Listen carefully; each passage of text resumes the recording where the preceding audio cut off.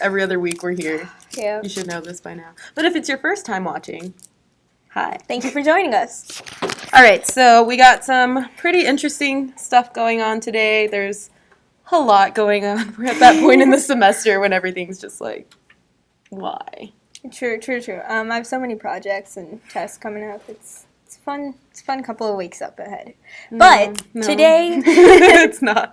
Today we're going to talk about spring registration. Yeah, I know. So while this semester is like finally feeling like it's all getting underway, it's already to start thinking ahead to next semester. And while we're sitting here and thinking, let's not ever have to do this again, we're going to sign up for a whole nother semester. Yeah, basically. Okay, so the semester next year is spring 2017. Oh my god, it's going to be 2017. I know. There's like 2 months left of 2016. Just don't remind me. I'm not ready. Yeah, no. Okay. It doesn't even feel like 2016. 2016 went way too fast. This semester went really fast. I feel like just like a couple weeks ago we were doing like the first day of school live stream. I was sitting in my physics lab today, and I was like sitting there working on the lab, and I was like, it feels just like yesterday that we were doing introductions, which is like first lab. It's so weird. I'm not ready. Yeah, I just got like an assignment sheet today for like my final project for a class, and I'm like, what do you mean final project? Like I still don't know what's going on. Yeah, no. One of my professors emailed us and was like, hey, pick your dates for presentations for your project, and I was like, final presentations are coming up. If you do have final presentations, you might want to look back a couple videos because we did an entire segment on group projects. Do you remember which video that was? I think it was 2 videos ago. 2 videos ago, and it's how to get along with your group members. Yeah. And how to look ahead to like your next, like take these lessons and apply it to your next group project. Oh, definitely. And again, remember the people who you work well with and people you don't. For next semester, you're going to probably end up seeing them in the future. Yeah, more than likely you're going to have some more classes with those people. So remember who like did their work really well and trying to get in a group project. Use this semester's like end of the semester group project as like a guiding point so you can plan ahead. Everything's like always planning ahead for the next semester. Basically college. Like you're always we spend our whole lives like looking ahead to the next day. We forget to live in the now, Diana. I'm getting weird. Let's just talk about registration. Okay, so yeah, registration has opened up. I believe it opened up November 1st for early registration. For early registration. Today was for juniors. Yeah, so Honors College and SI leaders have already registered. Tutors. Seniors, tutors, graduate students. All of those people have registered already today. I was going to say January 7th. This is wrong. November 7th today was the day that junior registration opened up. So in the next coming days, they'll have like sophomore and freshman. Mm-hmm. You should have gotten an email maybe about a week or 2 back that would tell you your classification and your registration date. You want to remember that you're registering not for the classification you will be next semester. So for example, if next semester you're going to be a senior, you don't register with the seniors. You would register how you are now as a junior. It's all based on how many completed credit hours you have. So, for example, if you have 90 completed credit hours, you would be registering. I think that's with juniors. Oh, I don't know. I'm assuming. Something like that. But it's based on how many credit hours you have completed. So this semester's credit hours don't count because you haven't completed them yet. Yeah, so you should have gotten an email that says when you register, but if you don't know where that email is or you can't find it, but you know how many hours you have, there should be a registration schedule on ASAP that you can look that'll tell you the dates of those registrations. Yep, not only that, on ASAP it does give you your registration status. That'll tell you if you have any holds on your account before registering. For example, there is a 90-hour hold, which means you have to go in, see your advisor, kind of just check in, because you are getting close to that graduation deadline. So essentially that is a hold that will be on your account and you won't be able to register unless that hold is lifted. Yeah. So step number 1, find out when you're supposed to, I'm like covering your face with the camera. I saw that. Step number 1, know when you're supposed to register in the first place. Step number 2. I like the way that looks. That does look cool. Yeah, that looks cool, right? Step number 2. You want to make an appointment with your advisor to make sure that your degree plan hasn't changed or make sure that the classes you're taking are classes you actually need, that they're applying to your degree, and that basically you're on track because it would really suck if you get to your senior year and realize that instead of like taking 5 classes your last semester, you find out you have to take 6 because you forgot to take one of the earlier years or you took a class that you didn't necessarily need. Not only that, maybe there's a class that you're like, oh, I don't necessarily need it right now. I'll hold off on it. turns out it's a prereq for 3 or 4 classes down the line. Yeah. And that pushes you back. So that's what your advisor's there for, to remind you of those classes. Yeah, right now it might be a little bit hard to get an appointment in with your advisor just because everybody's trying to get it right now to get their degree plans in order and get their classes registered for. But they do have walk-in hours. It might be a bit of a wait and you might have to come back the next day, but you definitely want to make sure that you're in conversation with your advisor and that you know what's going on and that they know what's going on. Like if you've decided all of a sudden you want to add a minor, that's something that your advisor needs to know. If you decide you want to change your major, you have to let them know that. Or a simple email. Just this morning I was registering for classes. One of my test scores did not go through. It was for a prereq, and I couldn't register for a class, so I sent a quick email. She responded within an hour. Granted, give them 30 or 72 hours, 3 days, because of the high amount of the huge number of people trying to contact them. But they're really good at responding to email. So if it's a quick little question like, hey, why am I not able to register for this class? Or can you help me because this prereq isn't going through? They'll gladly email you back. Yeah, your advisor is definitely a resource and a tool there for you to help you kind of construct your graduation plan and your course schedule. But remember that they are humans, so they are swamped right now. Give them the time that they need to get you the information that you need. Work together. Don't cause problems with that. No. They're doing their best, so they'll get to you as soon as they can. Yeah. Alrighty. Step number 3.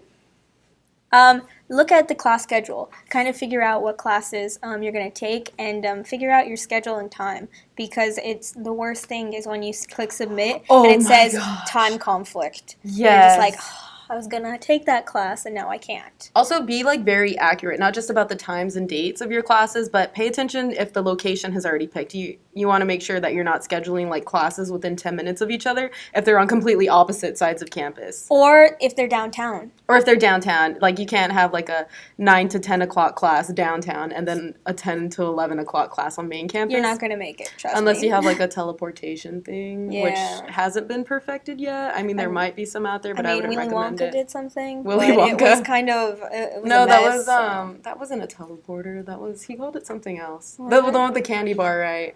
Right. And Mike TV's like, oh my god, you made it. Maybe, yeah. Yeah, I know what you're talking about. Never mind.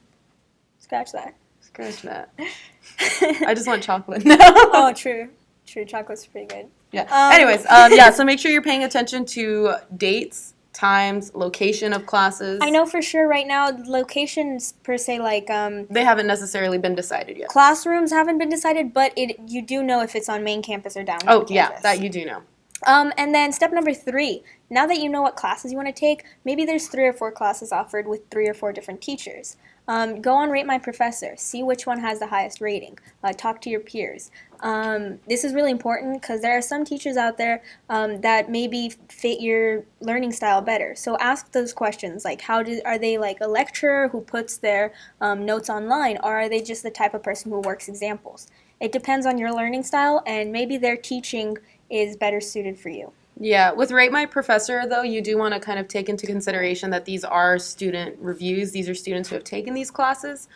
So, like always, you want to take it with a grain of salt because this is entirely subjective. It's based on that student's experience, and their experience in a class might be entirely different from your experience because everybody does have those different personalities, those different learning styles. So maybe somebody gets along amazingly with a professor and you take it and you have a different experience. Or maybe they give a professor a bad rating and you take that class and you're like, what are you talking about? This is the greatest professor I've ever had. Yeah, and make sure on Rate My Professor they do this really cool thing where they let you know what grade that student got in the class. So take that into consideration. Maybe the person is just backlashing because they got a bad grade. Yeah, if a student got an A in the class and they're like, this professor's tough, but it's worth it. If you do the work, they'll help you out. That's a good review. If a person puts they got a D in the class and they're like, oh, I hate them, they were so mean to me, they wouldn't give me extra credit. Yeah, and also you can kind of get a feel for that. And look at the wording. If the person's like, yeah, they were tough, but they give examples of how if they were a bad professor. Yeah. If they're just sitting there bashing on them and saying, this professor was the worst, I hated him, I couldn't understand him,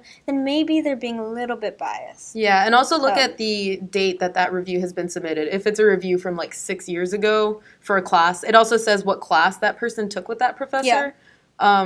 just take all of this into consideration. Definitely. And again, like AJ said, take it with a grain of salt. These are just students. They're biased.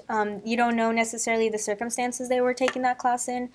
So just because a professor got one bad review doesn't necessarily make him a terrible, or her a terrible professor. Yeah, a little bit more, well, I don't know if it would be a little bit more objective, but a little less heated, I guess. Would be Blue Book, looking at the reviews on Blue Book, because those are taken directly from the end of course surveys that UTSA provides. So if you go to UTSA Blue Book and you log in, or no, you don't have to log in actually. You just type in UTSA Blue Book to Google, and you can search by professor, by class, by course number, and you can find not only the rating for that professor and that specific class, but you can even find old textbooks that they have used, the list of textbooks, and also old syllabi, which I find really helpful because that gives me a really kind of good perspective of what kind of class it's going to be. You can see kind of like the flow of the class, you know, how much homework they assigned, how many quizzes and exams. You can see the grade breakdown. So it's a little bit more in-depth, a little bit more like official information because it's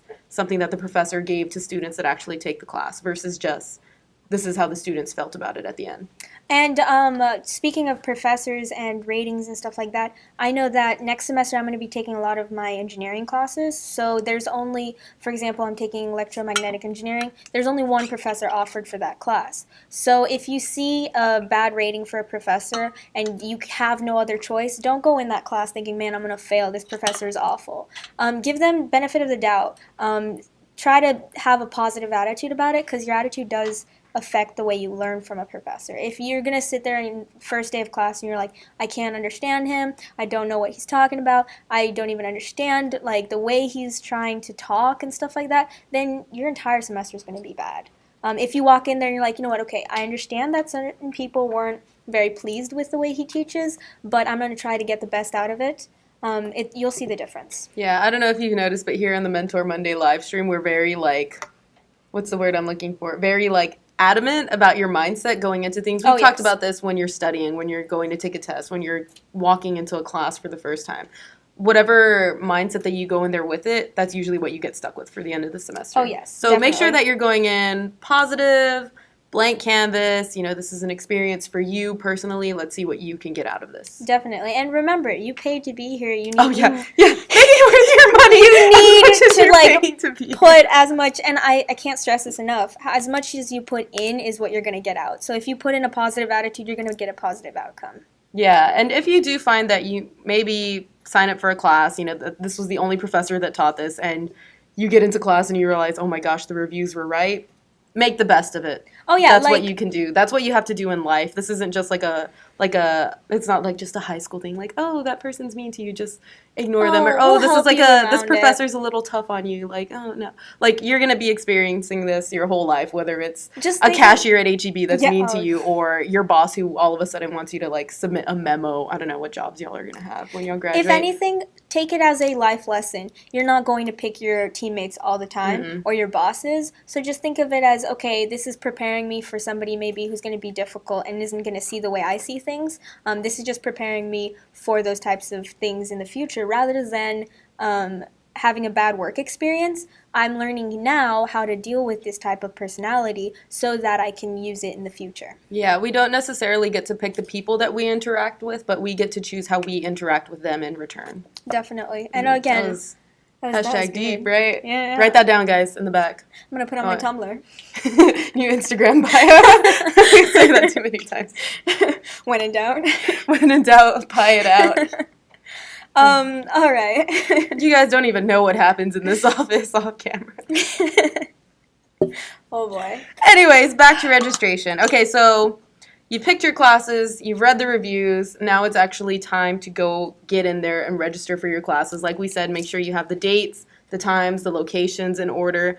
Make sure, I cannot stress this enough, that you are signing up when you actually register for the right section and with the right CRN, because if you have those wrong, it's wrong. Also, another thing, if you are, let's say, for example, Circuits 2 for me is a co-rec for Lab 2.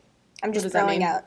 It's their classes. What is co-rec? Co-rec means you have to take them at the same time. Oh, okay. So basically what you have to do is you have to register for Circuits 2 before you register for Lab 2. You can't do the other way around, otherwise the system will like kick you out and say, hey, no, you don't have the CoReq.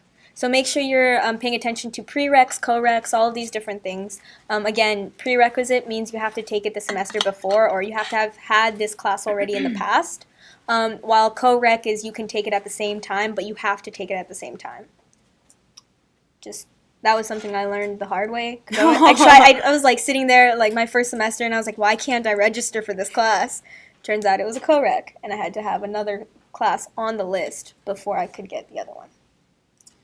Yeah, that was the saddest story I've heard all day.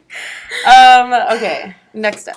Oh, this is something that pertains especially to us here at the Mentor Monday live stream. How many times can I say that in one video, honestly? Students who work.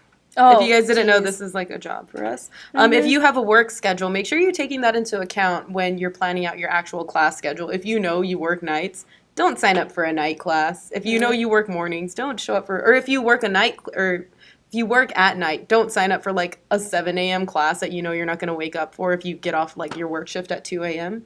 Another thing, take that into consideration. Take into consideration when you work best. For me, afternoons, evenings is the peak of my work time. So I like to schedule my classes in the morning, because otherwise I'm not going to get out of bed. So I have a class, I'm like, okay, I need to be in class, so I get up, I go to class, and I'm already here, so I start working around like noon, stuff like that. Yeah. So take that into consideration when you're planning your day out. What is the best time for classes? Travel time. That just came out of nowhere for me. If you work on campus, consider maybe just walking distance in between your work and your classes if you have time. If you work across town, take that into consideration. Think about the traffic it's going to take to get there. If you're like trying to jump on 1604 at noon to get to campus, give yourself an hour and a half. Yeah, if you live about an hour away, don't schedule a 7 o'clock class. I feel attacked. I mean, knowing me personally, I have a commute. Yeah, that's a commute that you'd have to wake up at like 5. If you're fine waking up at 5, then by all means do that. But take into consideration definitely travel time. Yeah, even just for general registration, like she said, if you know that you live like 20, 30, 45 minutes from campus, take that into consideration, like the morning traffic. You're not the only one that's trying to get to class or work. So is everybody else in San Antonio. Especially those 9 o'clock classes. Everyone is trying to find Everybody parking. signs up for 9 o'clock classes. I say either sign up for an 8 or a 10 one. Yeah, because the 9 o'clock, you're like, oh, I'm totally going to make it on time. It really, it really is like a reasonable hour like to be up and to be going to class, but you have Finding parking. And then walking. We didn't talk about parking. We did. No, not in this video, though. Oh, no, not in this one. Yes, definitely take into consideration. That's what I'm saying about the 9 o'clock classes is because everybody thinks it's early enough for me to still find parking close by. It's not. 8 o'clock hits, and those close lots are starting to get filled up. Oh, yeah, like BK lots, what is it, like 1, 2, 3? Yeah. Those are gone by like 9 in the morning. Yeah, I had a 10 o'clock class a couple semesters ago, and I was parking way out there in like Narnia. Yeah, even I park in East Campus usually, the East Campus parking lots, and I've noticed that by like 10 o'clock, most of them are full. And, if you are parking in like either East or West Campus lots, you want to think about shuttle times and also shuttle delays because those do happen. I mean, it's humans. It's humans. Totally make sure you take account in that, or at least if you're walking, because I like to walk from... I like to walk. It's a 10-minute walk from East Campus to, like JPL Library, I think. From the soccer field, it's like a 15 to, like, business. Oh, my gosh. Yeah. It's fun. Yeah. I enjoy it. Get your exercise. Especially now when the weather's cooling. Yeah. But take that into consideration. So I have, like, a 20-minute drive from my house and then a 15-minute walk. Yeah. So total, like, travel time, you want to give yourself, like, what, like 40, 45 minutes? Yeah, I like to give an hour just in case something happens, if there's, like, some Because something will happen. Oh, definitely. If something can go wrong, it will go wrong.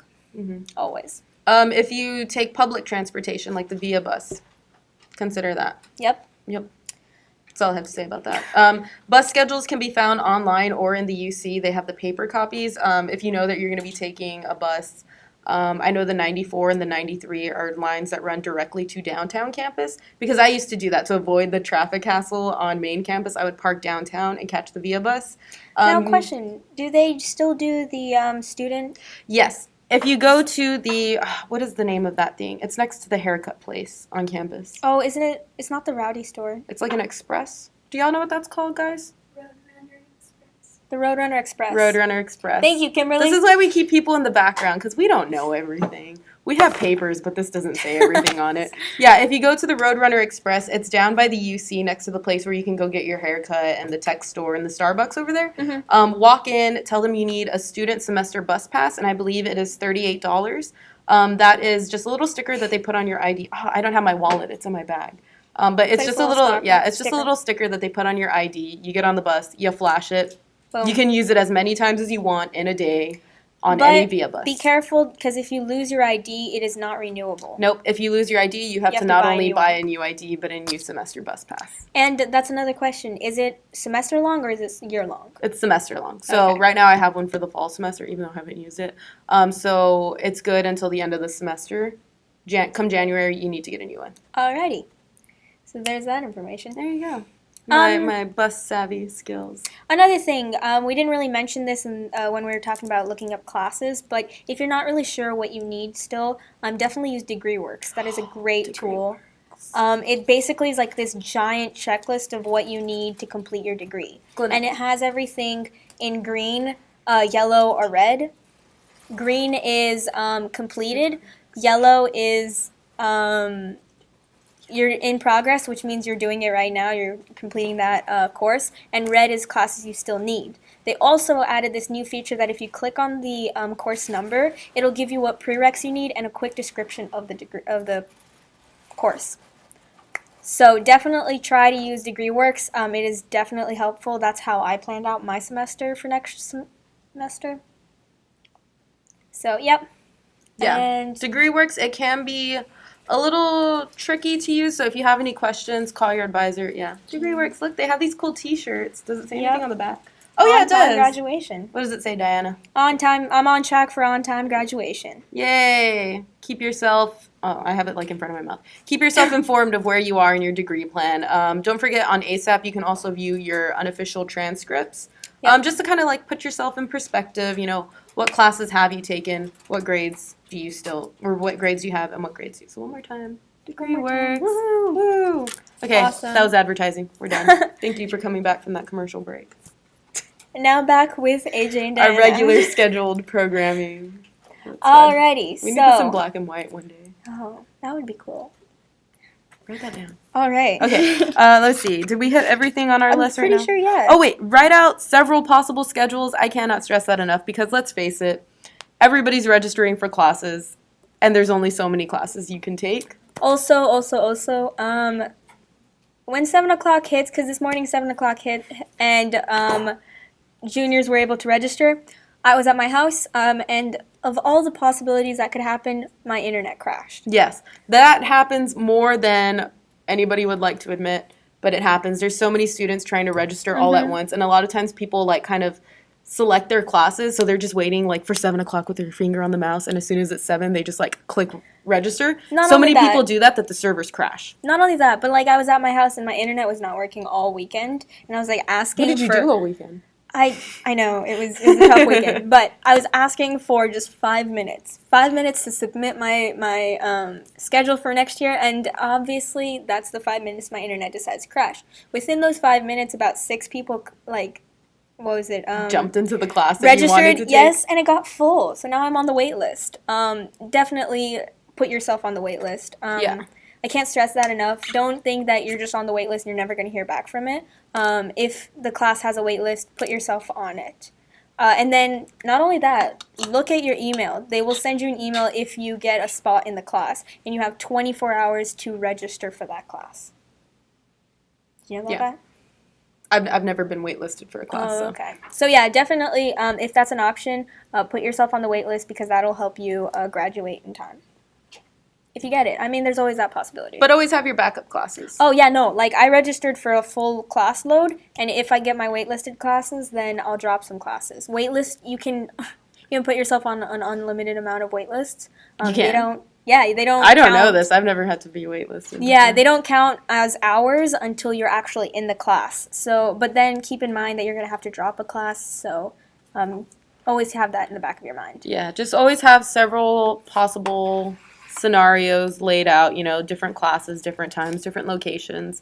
It's okay just to do that in general, even if you don't get waitlisted. That way you can kind of see, like, this is how my semester could go, but this is also how my semester could go. So just see whichever option you kind of like, flirt with them both a little, and then pick your forever schedule. What am I saying? I don't know. It's a really weird metaphor to be using. I like to flirt with you. I say that like a lot. I'm like, let's flirt with this decision for a little bit. It's probably very misleading to many people. Maybe. Okay, yeah. So we've mentioned a lot of websites. We've mentioned DegreeWorks, Blue Book, ASAP, Rate My Professor, and we're gonna put all of these links. Andy, you're not doing it in the description below down there. Those links will be available to you, so you can just click on them. Or there's this really great thing that what's it called? Google? Maybe. Google, I don't know. I think. Yeah. Yeah, it's like this really, like, I don't know when they started doing this, but you can, like, it's pretty type. You can type what you want into the bar and then search it, and it brings it up. Brings up, like, worldwide, like, all this stuff. It's crazy. So many people's, like, questions would be answered if they just Googled it. That should be a term. What? Google it. Write that down. You need a notepad. It's been a very long day. Yeah. We apologize. It's November, if you couldn't tell by the flannel. Yeah. I'm kidding. I feel like I've been wearing flannel since, like, I never stopped wearing flannel, actually. True. All right, announcements. Yes. Announcements! Okay, I gotta flip my page. Give me a break. Gosh. Okay, drum roll, please. Tomorrow is November 8th. Who knows what that means? It is it is the first Tuesday after the, it's election day! After the first Monday, which means it's election day. It is election day. So tomorrow, November 8th, 2016, if you have not voted during the early voting that was going on campus and at other areas, make sure you get to your precinct in time to cast your vote in the presidential election.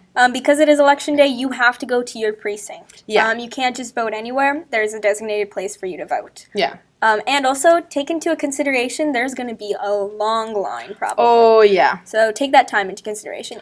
A lot of times there will be lines out the door of these places, and tomorrow it's forecasted to rain, so plan accordingly. You don't want to be out there doing your civic duty and catching the flu because you didn't bring an umbrella.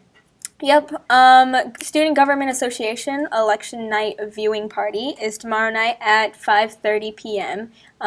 Main building, 0.104 auditorium. Yeah, we can't stress enough how important this election is, obviously. It's a presidential election, but there are also vice presidential offices opening up. I think, like, the sheriff is something you can vote. The sheriff is one of them. I already voted, and I forgot forgot what positions that, we cast my vote for. Another thing is, do be respectful and stuff like that. It is a very heated election this year. And so just take into consideration other people's. Don't be rude. If you are going to the election night viewing party tomorrow, remember to be respectful. Like you said, everybody has their personal opinions, but instead of using this as something to divide us, let's use it as something to bring us together, because we are a student population here. There's a lot of opinions. Not only that, we're all Americans and we're all living in this beautiful country, so let's take it as such. Don't start using parties to divide yourselves and stuff like that. We're all people. We're all people. I love you, Diane.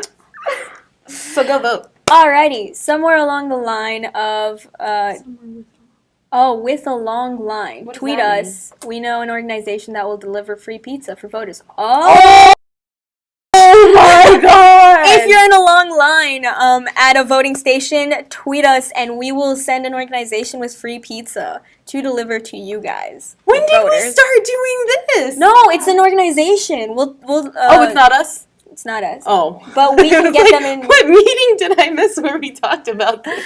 So who's doing this? I don't know, some sort of an organization. This is news to us. Like, this just, we have, like, a whiteboard right here, and this just got written down, and my mind is honestly blown. This live stream is over. I'm kidding. No? We have more announcements. Alrighty. Student Health Services Rowdy Wellness Fair on November 9th, this Wednesday at 10 a.m. Wait, that says November 3rd on the paper. Well, November 3rd already passed. No, it says November 9th. Oh, wow. November 9th, the Student Health Services Wellness Center, or Wellness Fair at 10 a.m. in the Sombria. Also, SA AIDS free HIV testing, November 10th, this Thursday, between 10 a.m. and 5 p.m. Location to be announced. Okay, yeah. Upcoming. This is more related to Pivot, RTE, No, just- mentor stuff? No? No. No, it's just it's literally just the first one. Look at me jumping ahead. Okay, so upcoming, we will have another Mentor Monday live stream November 21st, 2016 at 6:30 p.m.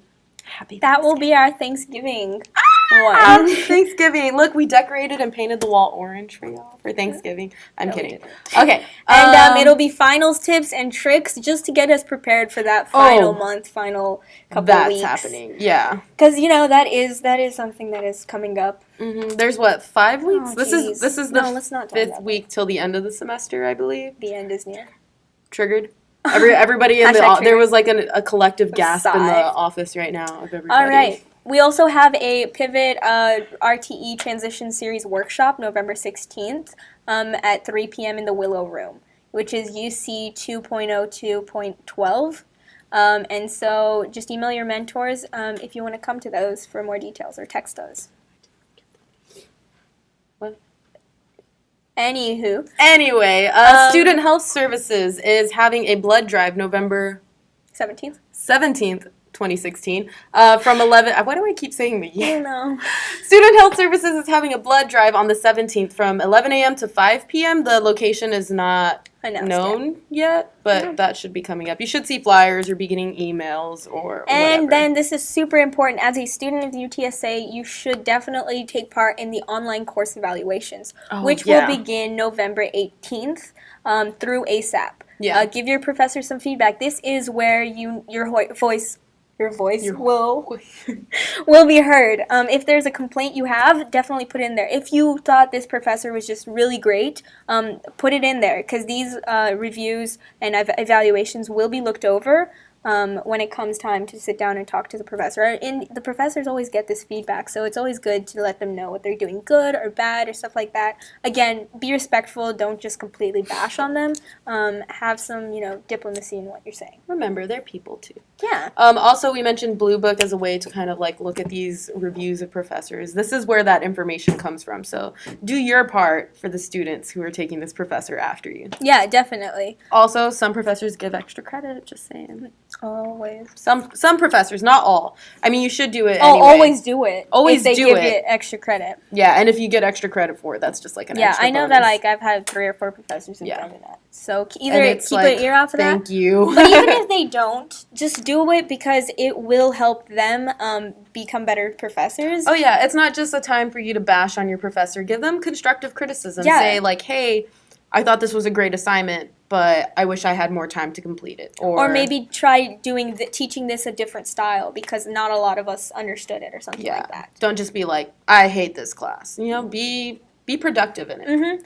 Because the professors, again, they do see these. Again, yeah, it's anonymous. they are reading. It is anonymous, but they are reading it. But they are reading it. So if they're doing something good, let them know, because how else would a professor know if what they're doing is actually working? Let them know that. If they're doing something wrong, again, be polite when you say it, but let them know because they can perfect it, they can do it better for next semester. Yeah.